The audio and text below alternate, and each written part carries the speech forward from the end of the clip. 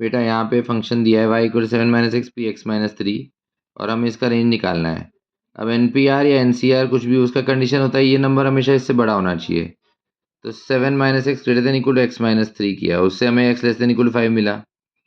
और ये नंबर भी हमेशा 0 या 0 से बड़ा होना चाहिए। तो x minus 3 greater than equal to 0 मतलब x greater than equal to 3 आ गया।